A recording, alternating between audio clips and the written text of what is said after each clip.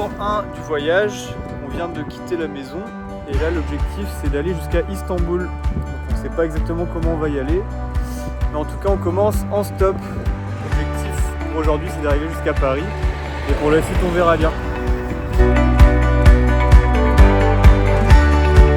Voilà, premier autostoppeur qui nous dépose du coup à Mayenne sur la N12. On a attendu quasiment une heure. Et donc là tout va bien. Le Royal, posé au fond du camtar.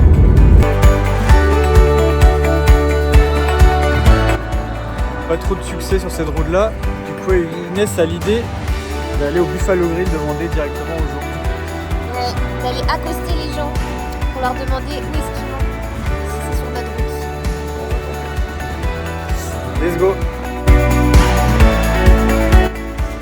C'est un échec parce que c'est pas du tout un Buffalo Grill, c'est la Micaline. Donc c'est que des gens qui habitent ici. Donc aucune chance. On retourne tenter notre chance au bord de l'autoroute.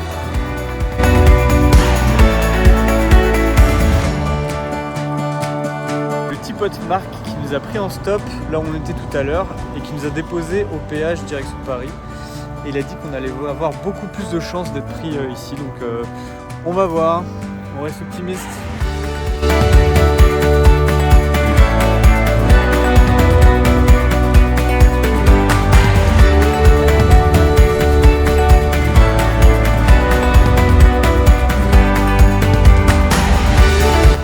Voilà, arrivé à Paris en moins de 5 heures.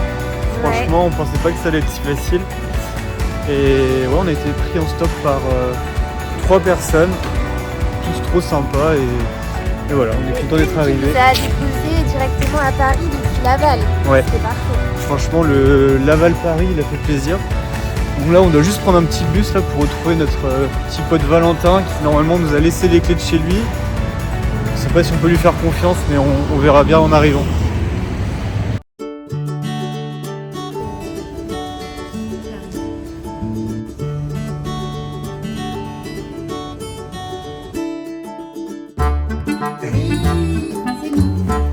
On a gagné en appart. Début du deuxième jour, donc on est toujours à Paris et là on va commencer le stop direction Lyon. On espère que ça sera aussi facile que hier, mais là il y a une plus grosse distance, donc on croise les doigts. Du coup là, le fait d'être arrêté au feu rouge, je pense que les gens se disent qu'on va leur demander de l'argent. Et du coup, tu as carrément des voitures qui s'arrêtent 10 mètres devant pour pas s'arrêter à notre hauteur, pour pas nous parler, quoi. Donc je sais pas si c'est le meilleur spot, mais bon, ça fait 10 minutes qu'on est là, donc on va continuer pour l'instant et on verra ce que ça donne. Bon là ça devient galère, donc on va essayer de trouver un carton et se faire un petit carton direction Lyon. Ça a l'air pas mal.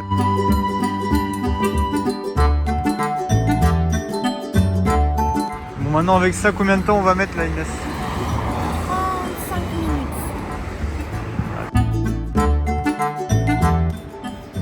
La grosse différence entre hier et aujourd'hui, c'est qu'ici à Paris les gens ils sentent pas les steaks. Ils passent, ils nous regardent même pas. Alors que hier, les gens qui s'arrêtaient pas, ils nous faisaient au moins un petit signe amical. Donc là, ça peut être long, je pense.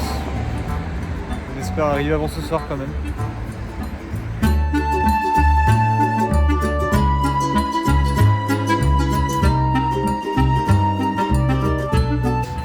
Donc on a enfin réussi à sortir de Paris.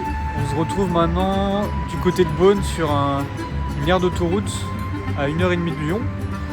Et en vrai c'était une galère pas possible de sortir de Paris.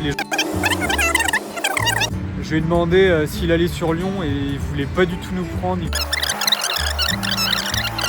Je pense qu'il y a 90% des gens ici qui vont vers Lyon, donc ça devrait le faire.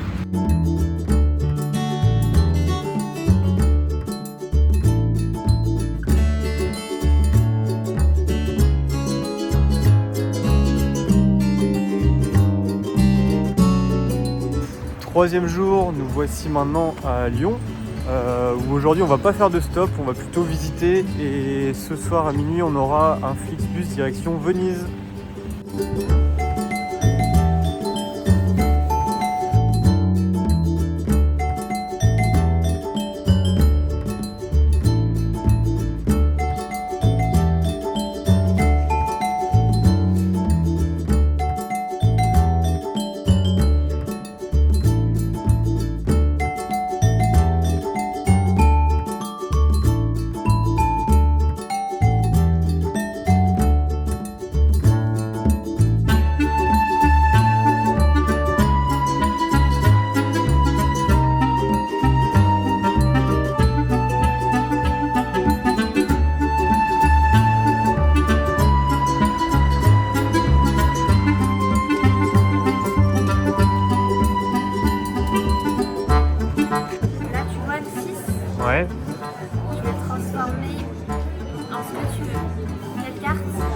Un as de trèfle. Waouh!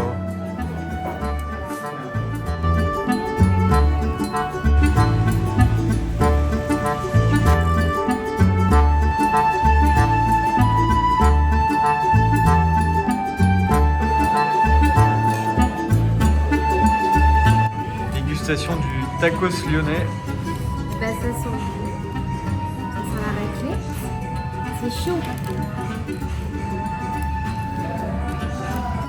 J'ai eu la sauce fromagère, elle est trop bonne. Ah yes. Et la galette, elle est crunchy. Et j'ai un peu de salade, tomate.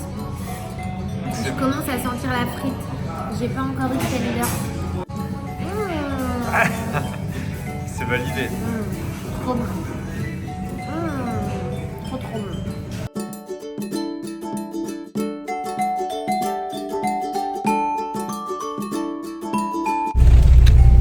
Là on est parti pour 10 heures de Flixbus de l'ambiance jusqu'à Venise. Il fait super chaud. Il fait chaud et ça pue.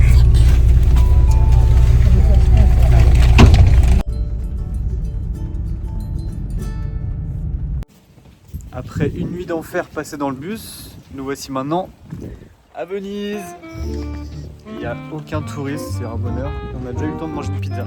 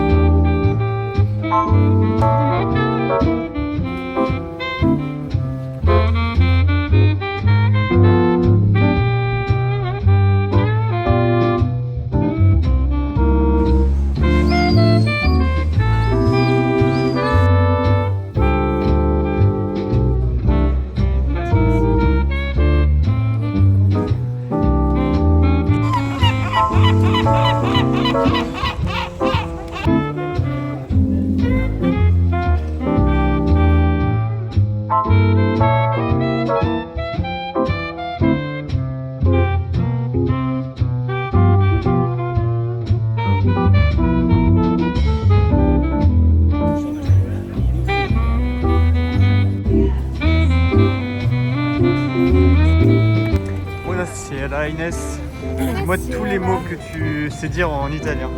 Grazie, buongiorno, gorgonzola, buonasera, buonanotte, buonanotte, buona mattina.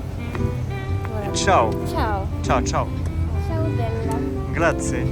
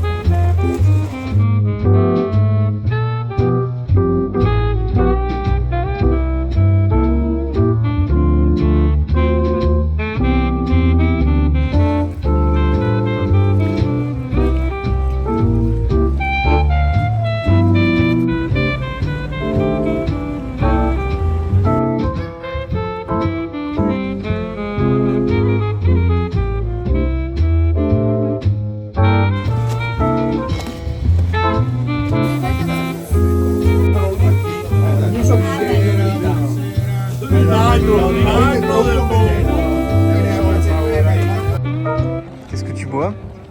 Un spritz. Ça vient d'où spritz? Ça vient des Autrichiens qui, pendant l'Empire austro-hongrois, ont envahi Venise et ils trouvaient que le vin était trop fort et donc ils aspergeaient de l'eau gazeuse et asperger ça se dit spritzen en allemand et d'où le nom spritz. Waouh, c'est intéressant. Bravo.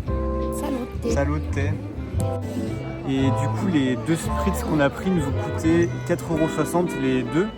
Et on l'a pris dans un bar vraiment très, très typique où il n'y avait que des locaux. Et ici, ils ne prennent pas le spritz avec de l'apérole. L'apérole, c'est vraiment arrivé après la Seconde Guerre mondiale. Ici, ils le prennent avec soit du Campari, soit du Select. Select, c'est vraiment l'alcool qui est vraiment typique, qui est à l'origine de